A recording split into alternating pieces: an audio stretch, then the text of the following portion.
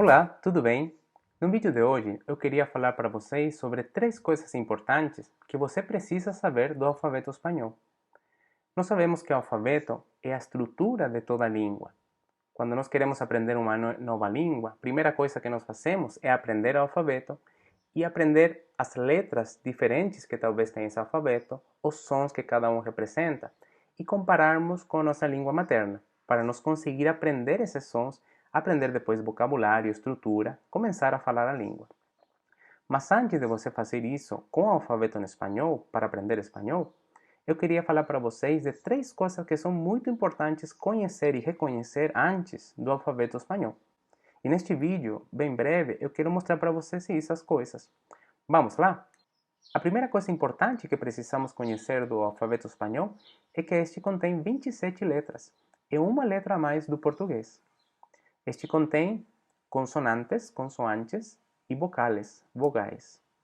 Mas mesmo sendo uma língua tão parecida do português, o espanhol tem suas diferenças. Nestas 27 letras, nós temos 10 pronúncias diferentes. Portanto, precisamos estar muito alertas quando aprendemos o alfabeto em espanhol a identificar essas 10 sons, essas 10 pronúncias diferentes, poder praticá-los para depois então aprender vocabulário, estrutura e começar a praticar e falar mais a língua. Portanto, estejamos atentos no alfabeto a reconhecer 10 sons diferentes. Um dado interessante que a gente falava é que o espanhol tem 27 letras, uma mais do português. Mas é interessante que até o ano 2010, na verdade, o alfabeto espanhol tinha 29 letras. O que aconteceu com 2 letras? Isso nós vamos ver no final do vídeo. Eu vou falar para vocês o que aconteceu com essas 2 letras que sumiram do alfabeto espanhol. Outra coisa importante que nós precisamos saber dentro desse tópico das 27 letras é que todas as letras em espanhol são femininas. Em português, a gente fala como as letras masculinas, né? A gente fala o A, o B, o C, o D. Mas em espanhol, todas as letras são femininas. A gente utiliza o artigo feminino la. Por exemplo, la A, la B, la C, la D, etc. Então, também é importante reconhecer isso, que todas as letras em espanhol são femininas. A segunda coisa que nós precisamos conhecer bem são as vogais, as vocales. As vocais são as mesmas do português. A, E, I, O, U. Mas é importante reconhecer o seguinte. Em espanhol, nós temos 3 vogais abertas, e 2 vogais fechadas, cerradas. As vocais abertas são A, E, O. Nota como a parte interna da boca, quando a gente fala essas vocais, fica mais aberta. A parte interna, sobretudo, né? A, E, O. Mas quando eu pronunciar as vocais fechadas, a parte interna fica mais fechada mesmo. I, U. I, U. Em espanhol, isso não é variável. As vocais abertas sempre vão ser abertas e as vocais fechadas sempre vão ser fechadas. Por que é importante destacar isso quando a gente aprende o alfabeto espanhol? Porque em português a gente tem variações das vogais. Às vezes uma vogal aberta, depois vai ser fechada. Por exemplo, em português nós temos estes 2 exemplos. Avó e avó. Fechada e aberta. Paté, café. Então, em português, a gente diferencia vocais abertas de fechada com o acento, por exemplo. O acento circunflexo, que serve para fechada, ou o acento agudo, que neste caso indica uma vogal aberta. Bem, em espanhol, isso não vai acontecer. Nós não temos, por exemplo, acento circunflexo em espanhol. Nós não temos também a crase, isso é um detalhe interessante também. Então, nós em espanhol só temos o acento agudo.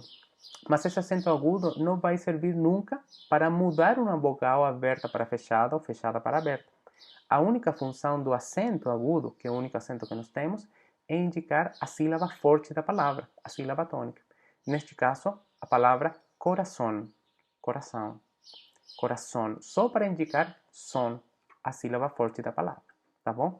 Então, é importante conhecer que essas vocais, embora são iguais do português, mas temos diferença com relação a vocais abertas e fechadas e os acentos, como nós indicamos. A terceira coisa que nós precisamos saber do alfabeto espanhol é a presença de dígrafos. O que é um dígrafo?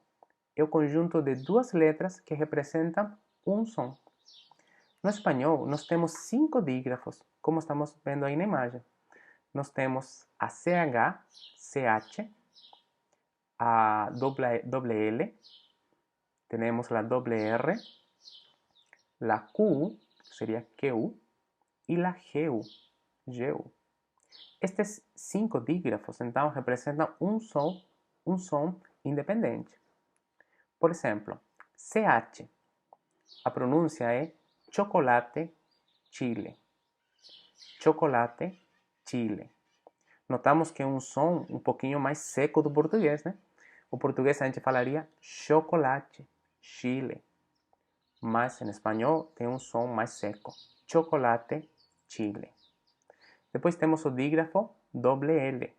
Doble L tem 3 pronúncias que são corretas e aceitáveis. A que eu uso normalmente, os países andinos, Chile, Peru, Colômbia, Equador, é a seguinte: llamar, camello, lluvia. Llamar, camello, lluvia. Mas em outros países, em outras regiões, talvez até mesmo do mesmo país, pode ser uma pronúncia diferente. Pode ser llamar, camello, lluvia. Mas parece como uma vogal, né? Como IA. Llamar, camello, lluvia. E nos países do Rio de la Plata, Argentina e Uruguai, é comum eles pronunciarem assim: chamar, camello, lluvia. Chamar, camello, lluvia. Muito mais suave e com uma arrastada, né? Mas as 3 pronúncias são corretas. Então pode ser llamar, llamar, chamar, camello, camello, camello, lluvia, lluvia, lluvia. As 3 são corretas. Então esse dígrafo temos que prestar bastante atenção. O terceiro dígrafo é a doble R. A doble R sempre tem um som forte e vibrante e sempre está no meio de 2 vocais. Nós temos o exemplo: perro, carreta. Perro, carreta. Notemos que a ponta da língua toca o céu da boca e quando o ar sai, a ponta da língua vibra.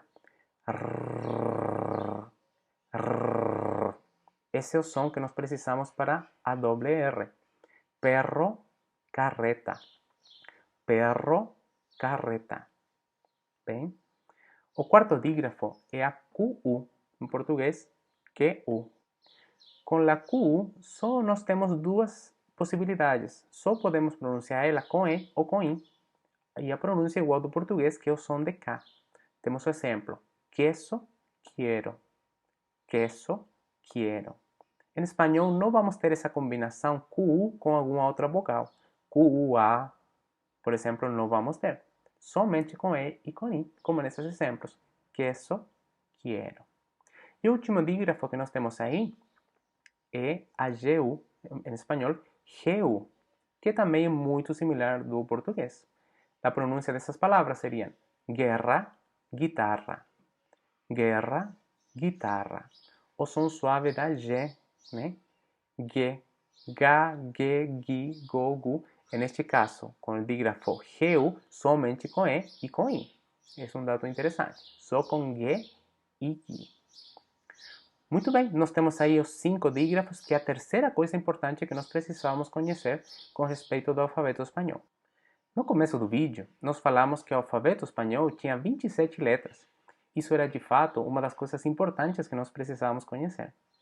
Mas falamos também no começo que anteriormente tinha 29 letras.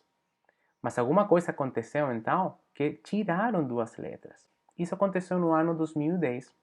Por conta de uma revisão gramatical, foram tiradas 2 letras do alfabeto.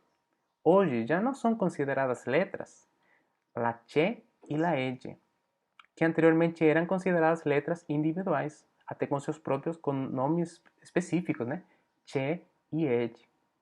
Hoje continuam sendo dígrafos, CH e doble L, mas não são mais consideradas letras. Portanto, hoje o alfabeto espanhol tem 27 letras, mas sigue tendo uma letra a mais do português. No próximo vídeo, eu gostaria de comentar com vocês o alfabeto no espanhol. Nós vamos ver cada uma das letras, a pronúncia que tem, a grafia, se tem alguma diferença, e nós poderemos praticar então as diferenças que nós temos do alfabeto espanhol do português. E nós aí poderemos descobrir qual é a letra a mais que o espanhol tem do português. Espero que vocês tenham gostado do vídeo. Se gostaram, dá um like, compartilhe com seus amigos e com outras pessoas que gostariam de aprender o espanhol. A gente se vê no próximo vídeo. Até mais!